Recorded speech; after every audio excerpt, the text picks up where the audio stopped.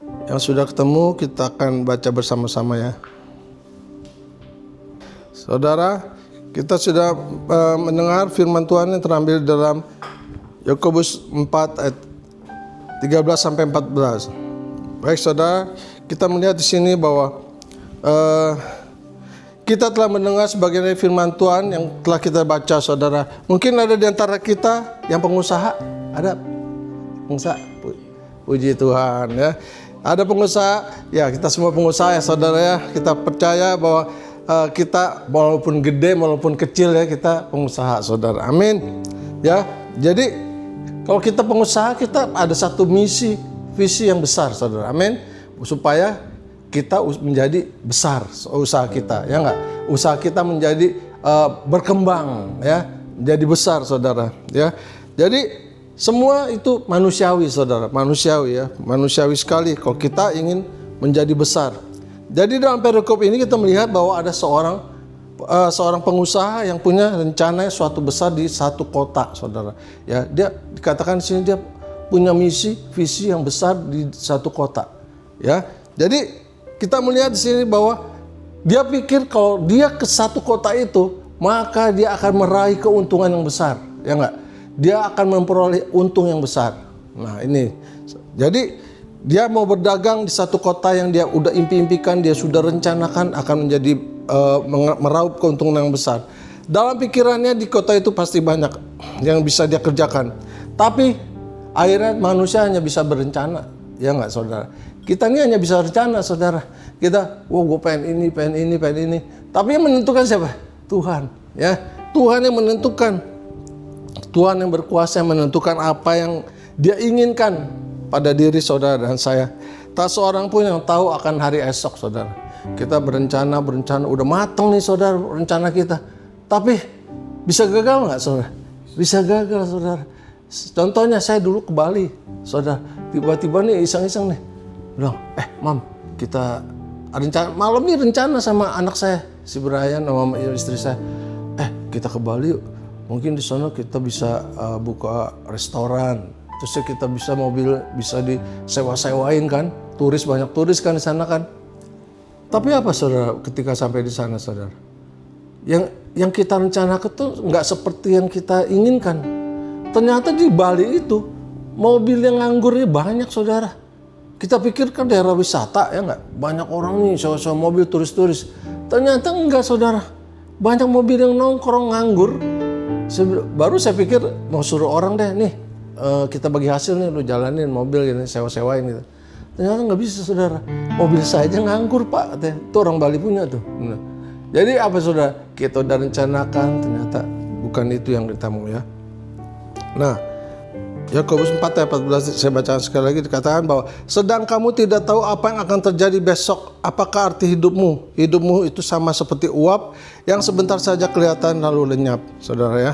Dikatakan hidup kita tidak ada yang abadi di dunia. Dikatakan bahwa hidup kita seperti uap. Ya, sampai Alkitab katakan berarti uap itu sangat singkat, saudara ya. Sangat singkat sekali. Ada yang bisa lihat uap 5 menit? Nggak bisa ya. Semenit bisa nggak? Nggak bisa saudara. Jadi uap itu begitu nongol sebentar langsung lenyap. Nah Alkitab katakan bahwa hidup kita ini seperti uap.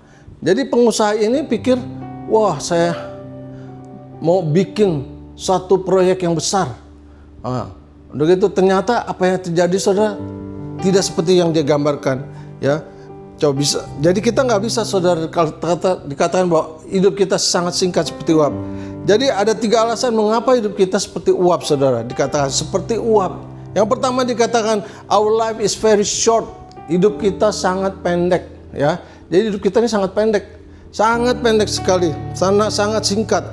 Di dalam Mazmur 90 ayat 12 dikatakan, ajarlah kami menghitung hari-hari kami sedemikian sehingga kami beroleh hati yang bijaksana. Kenapa kita disuruh harus menghitung hari-hari saudara? Tuhan ingin agar kita menjadi orang yang bijaksana. Ya, untuk apa saudara? Untuk menggunakan waktu-waktu kita agar jangan disia-siakan. Ya enggak? Harus menjadi waktu yang berguna. Ada orang yang dipanggil Tuhan dalam usia yang masih muda saudara. Ya, tapi ada juga orang yang dipanggil Tuhan umurnya 100. Tapi itu juga semua singkat, saudara, singkat ya, singkat. Karena di dalam 2 Petrus 3 ayat 8 dikatakan, akan tetapi saudara-saudaraku yang kekasih, yang satu ini tidak boleh kamu lupakan, yaitu bahwa di hadapan Tuhan satu hari sama dengan 1000 tahun, dan 1000 tahun sama dengan satu hari. Coba saudara, 1000 tahun di hadapan Tuhan satu hari. Jadi orang yang dipanggil Tuhan 100 tahun aja kata Tuhan masih singkat. Ya, jadi itu Tuhan bilang hidup lu seperti uap, cuman sekali lenyap, gitu. Lenyap. Jadi ya, kenapa kita harus bersyukur kalau ada orang yang dipanggil, saudara, misalnya dipanggil, wah kesian banget ya dia, kita yang orang kita kasihi dipanggil Tuhan, kita sedih nggak sih? Sedih, karena memang ya hidup itu begitu, kita akan pergi, semua ngantri istilahnya, di dalam pengantrian, hari ini dia, besok saya, ya besok dia. Nah jadi gantian, kita udah pasti akan pulang ke sana. Jadi boleh kita bersedih, tapi jangan berkepanjangan, Tuhan bilang, ya nggak? Karena apa? Ya kita tahu orang percaya dia akan kemana perginya, ya nggak? Memang hidup kita singkat, gunakan waktu sebaik-baiknya, karena kita tahu kita akan pergi kemana. Apalagi kita ditinggal kayak Om Wilson, tinggal sama istrinya, ya orang yang sangat dicintainya, ya nggak? Istilah sedih nggak Om? Sedih Om ya, tapi sementara. Puji Tuhan, kita nggak boleh berkepanjangan, ya nggak ya? Nggak boleh terus kita menyiksa diri kita, menyiksa hidup kita nggak mau begini. Nggak, Tuhan bilang boleh sedih tapi jangan berkepanjangan, ya. Lalu apa sedih? Jadi saudara, karena kita tahu orang yang kita cintai dia akan pergi kemana. Amin. Jadi karena orang itu sudah terlebih lagi orang yang kita kasih itu orangnya sudah menerima Yesus sebagai Tuhan dan Juru Selamat, saudara. Amin. Jadi kita nggak usah terlalu bersedih banget, karena kita tahu, oh ya, dia akan bersama Bapa kita di sorga. Demikian juga kita, nanti kita akan bertemu di sana. Amin. Nah, di sini ada satu ilustrasi, ada seorang pemuda ketika berulang tahun yang ke-17, pemuda ini minta didoain apa sama teman-temannya, sama hamba Tuhan yang hadir di pestanya. Dia bilang, Pastor, doain saya biar umur panjang, ya nggak? Biar umur panjang. Akhirnya coba Tuhan kabulkan, dikasih umur panjang, saudara, dikasih umur panjang. Tapi ketika dia sudah menjadi pengusaha sukses, anggota full gospel lagi, ya, udah pengusaha, anggota full gospel dan memiliki segalanya. Tapi saudara, ketika dia ulang tahun yang ke-100 tahun, dia minta MC-nya pesta itu nanya, Opa kira-kira mau didoain apa, Opa? Dia bilang apa? Sudah mengejutkan. Aku ingin mati. Wah, mengejutkan, ya nggak? Orang biasa ingin dibilang umur panjang. Kita mau nggak didoain? Mau ya saudara, sehat, ya nggak? Kita mau umur panjang, Tuhan, bisa melihat anak cucu keturunan kita, ya nggak?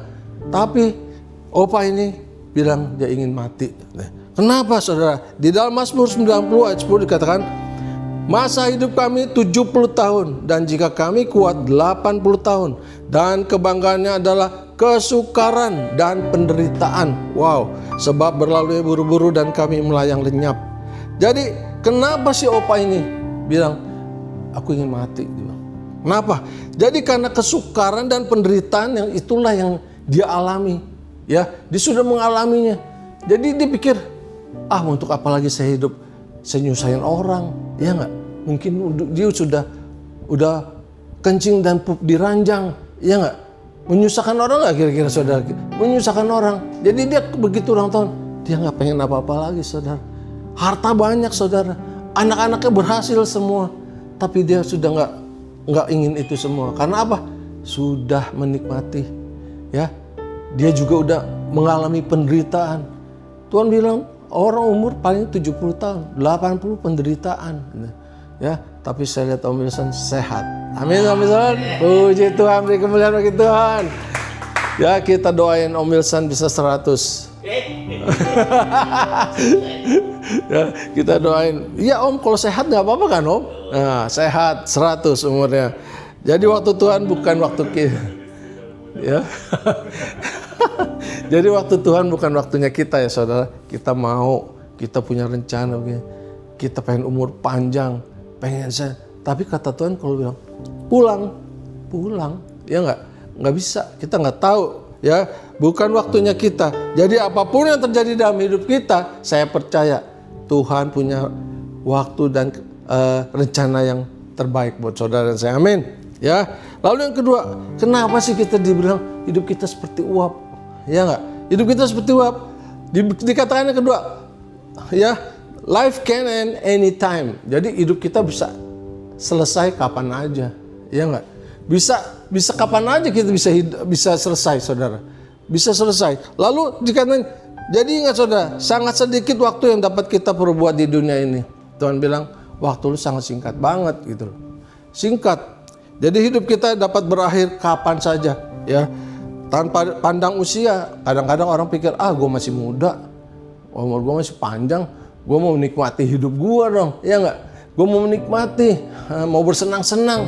Tapi ingat saudara, yang tua belum tentu jalan duluan, saudara. Amin. Ya, Om Yusuf belum tentu jalan duluan loh. Mungkin besok bisa saya, bisa saudara, ya nggak? Itu nggak ada yang tahu, saudara. Itu rahasia ilahi, ya. Jadi jangan pikir, wah gue masih muda, masih gagah nih, gini-gini. Jangan saudara, pergunakan waktu kita sebaik-baiknya. Jika Tuhan memberi kesempatan kita hidup, ya itu tergantung kita semua. Mau dipakai positif atau negatif, ya nggak? Itu terserah kita. Semua Tuhan nggak pernah maksa saudara. Lu harus begini, nggak. Tuhan bilang kehendak bebas, ya. Tuhan pikir aja sendiri. Kamu udah baca firman. Firman ini sebagai pedoman hidup kita. Kalau kita menyanyiakan apa yang firman katakan sebagai guidance kita, yaitu tanggung sendiri, ya nggak? Tanggung sendiri. Jika Tuhan memberi kesempatan hidup kita, tergantung pada kita mau digunakan secara positif atau negatif, ya nggak? Semua terserah kita. Ketika ada pengusaha muda yang sukses dipanggil Tuhan, pasti kita semua merasa, sayang banget ya, tuh orang masih muda, ya, produktif, kaya, ganteng lagi, dipanggil Tuhan. Kira-kira sayang nggak saudara? Secara manusia kita sayang ya, kayak aduh, kenapa sih Tuhan panggil dia masih potensi banget, masih muda, masih banyak inovatif lah, yang bisa menolong orang bisa. Tapi oleh karena itu sayang sekali itu masih kita pikir masih muda, ternyata rencana Tuhan lain, saudara, ya. Jadi kalau saya pikir oleh karena itu jangan kita berfokus hanya pada urusan-urusan yang di dunia aja, saudara. Tuhan katakan bahwa kita harus juga melihat perkara-perkara yang di atas, saudara. Amin. Jadi kerja boleh. Tuhan bilang kalau nggak kerja jangan makan, ya nggak? Kalau nggak kerja jangan makan. Tapi Tuhan mau juga apa? Mau kita juga memikirkan perkara-perkara yang di atas, ya nggak? Misalnya, nih puji Tuhan, saya lihat B. Justin luar biasa menjadi presiden chapter di tempat ini. Dia sangat aktif mengajak teman-temannya, ayo kita berkumpul. Berkumpul apa? Untuk apa, saudara? Memuji Tuhan, ya, mendengar sebagian dari firman, bersaksi untuk kebaikan Tuhan, ya nggak? Bersaksi. Jadi saya percaya luar biasa, saudara. Setiap kita dipakai menurut talenta kita masing-masing. Amin, saudara, ya. Oleh karena itu jangan kita berfokus pada hal-hal perkara yang duniawi saja, ya. Kita harus lihat juga perkara-perkara yang di atas. Untuk apa? Untuk masa depan kita, untuk masa kekekalan kita, saudara, ya. Ya, tidak seorang pun akan mengerti kenapa manusia dipanggil Tuhan. Kenapa manusia dipanggil Tuhan? Karena itu adalah rahasianya Tuhan. Di dalam Roma 8 ayat 28 dikatakan, kita tahu sekarang bahwa Allah turut bekerja dalam segala sesuatu untuk mendatangkan kebaikan bagi mereka yang mengasihi Dia, yaitu bagi mereka yang terpanggil sesuai dengan rencananya. Jadi Allah sangat tahu dan yang terbaik buat saudara dan saya, ya, sangat mengerti, sangat tahu. Kita punya masalah, kita punya persoalan, Dia sangat mengerti apa yang kita perlukan, apa yang kita butuhkan. Dia sangat mengerti, Allah yang luar biasa. Lalu yang ketiga, ya, kenapa kita hidup kita tuh bilang sangat singkat sekali, seperti uap. Dikatakan do the best for this short time. Artinya kita harus melakukan yang terbaik untuk hidup kita yang pendek ini, saudara. Iya nggak? Tuhan bilang hidup kita seperti uap. Coba, kalau kita kadang-kadang setelah saya lahir baru ya, setelah lahir baru, saya baca firman, saya kadang-kadang kalau ngeliat anak muda gitu ya, anak masih muda, dia tuh ke gereja juga nggak mau hidupnya semau gue, ya ancur adul gitu. Saya bilang, aduh, saya aja nih jujur aja saudara, setelah seumur segini, saya masih kuliah lagi nih saudara. Bulan 5 ini mungkin saya diwisuda nih, ya doain aja biar saya diwisuda. Jadi saya rada ada penyesalan juga gitu. Aduh, kenapa sih gue umur segini baru gue kayak menggebu-gebu mau melayani Tuhan gitu loh. Kayaknya kenapa nggak dari waktu gue muda, umur 25 gitu loh. Ya, menyerahkan diri sama Tuhan. Ya, tapi saya pikir lagi, nggak ada yang perlu disesalkan. Semua ada waktunya Tuhan. Ya nggak? Ada, Alkitab katakan, ada orang pengerja kebun anggur, ada yang masuk ke jam 7. Ya nggak? Ada yang masuk ke jam 12. Ada yang masuk jam 3, saudara, di kebun anggur Tuhan. Ya, tapi Alkitab juga catat, ada orang yang masuk istilahnya jam 5 sore. Ya. Tapi Tuhan bilang apa? Upahnya sama. Ya, upahnya sama. Jadi jangan menyesal kalau kita dipanggil umur sekian, terima kasih Tuhan. Saya masih boleh kerja di kebun anggur ya Tuhan. Amin saudara. Bukan saja kita mau kerja di dunia ini saudara. Cari nafkah di dunia, kerja mati-matian.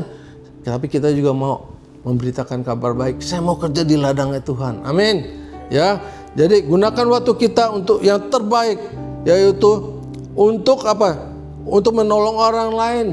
Memberitakan kabar baik ya, melayani Tuhan, lalu apa saudara, mempersiapkan jiwa kita, ya kita juga harus mempersiapkan jiwa kita untuk apa? Juga kita menjadi berkat, membawa jiwa-jiwa kepada Tuhan, ya beritakan kabar baik, membawa jiwa-jiwa yang masih di luar sana, saudara yang belum pernah mendengar nama Yesus, kita ajak, ya, itu gunanya karena waktunya sangat singkat ini. Ada orang teman saya bilang gini, lu sih jadi Kristen terlalu ekstrim. Kita dibilang ekstrim saudara. Kalau kita nggak tahu ya, dalam hati saya tuh lebih kadang-kadang mulut nih kalau ketemu orang yang apalagi udah Kristen nggak ke gereja gitu hari Minggu, saya bilang kenapa nggak ke gereja? Bilang, waduh gue nggak sempet nih. Nggak sempet. Saya bilang aduh hati-hati, saya bilang jangan Tuhan bilang nggak sempet ya. Kalau kamu berdoa Tuhan bilang nggak sempet, hati-hati saya bilang. Jadi saya bilangnya, iya ya Tuhan, kenapa ya orang udah di dalam Tuhan ngerti firman, dia juga minggu aja nggak ada waktu untuk ke gereja gitu loh. Saya bilang, wow, keterlaluan. Kalau saya bilang, keterlaluan. Kalau orang di luar sana mungkin dia nggak tahu, dia belum pernah baca Alkitab, dia belum pernah dengar firman, masih bisa dimaklumin. Tapi kita yang udah di dalam Tuhan, kalau hari Minggu bilang nggak punya waktu buat ke gereja, no. Itu benar-benar luar biasa saudara. Jangan sampai Tuhan ditegur Tuhan ya saudara. Jadi gunakan waktu kita yang terbaik untuk menolong orang lain. Kapan itu saudara? Kapan kita gunakan waktu? Every day ya, every day. Saya pernah ikut itu ya seminar. 3 saja dikatakan, 3 saja. Apa saudara? Di mana saja, siapa saja, kapan saja. Ya, itu artinya apa saudara?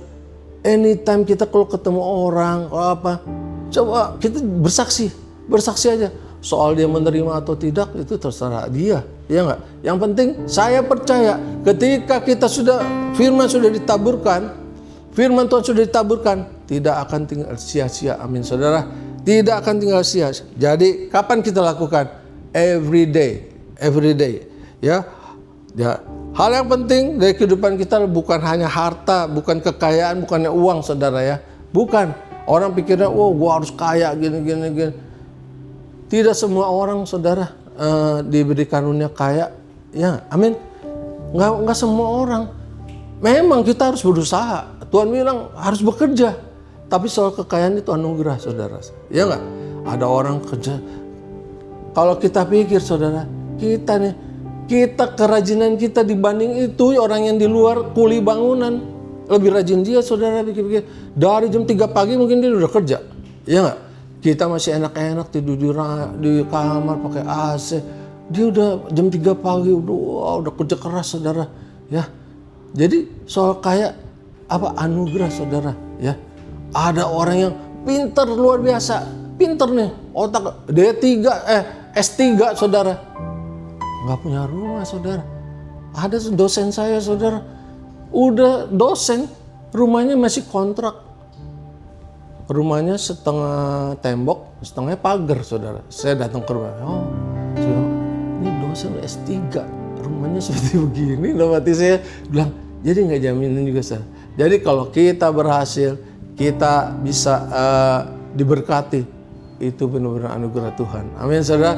Nggak ada yang perlu disombongin juga saudara. Untuk itulah kita dipanggil Tuhan supaya jadi berkat. Amin saudara. Jadi ingat, yang paling penting adalah apakah kita sudah menerima Yesus sebagai Tuhan dan Juru Selamat kita. Amin. Karena hidup kita ini sangat singkat. Jadi kalau ada orang yang belum mendengar nama Yesus, nggak usah ragu-ragu, nggak usah malu-malu saudara.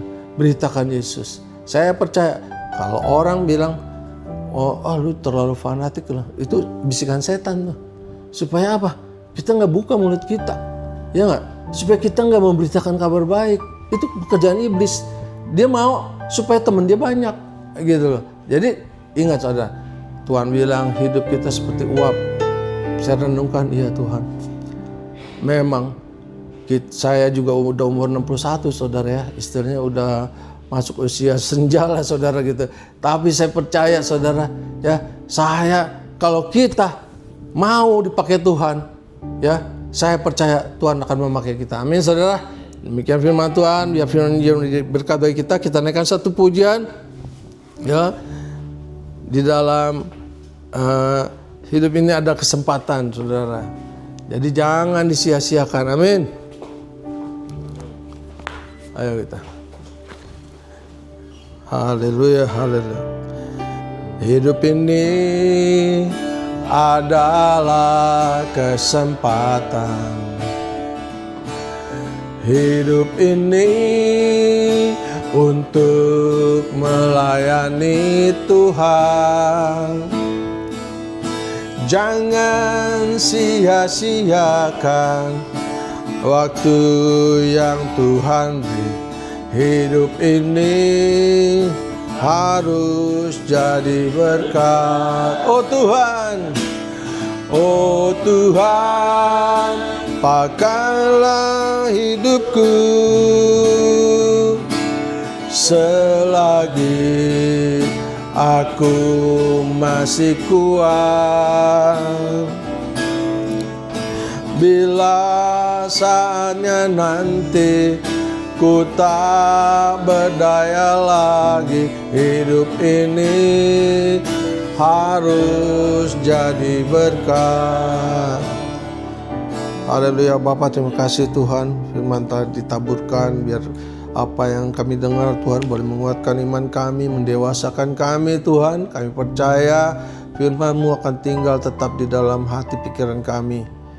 Juga kepada teman-teman, biar firman ini menjadi rema, menjadi kekuatan bagi setiap kita yang mendengar. Terpujilah nama-Mu Bapa, kami serahkan janji berikut ini dalam pimpinan-Mu, hanya di dalam nama Tuhan Yesus yang percaya katakan amin. Haleluya.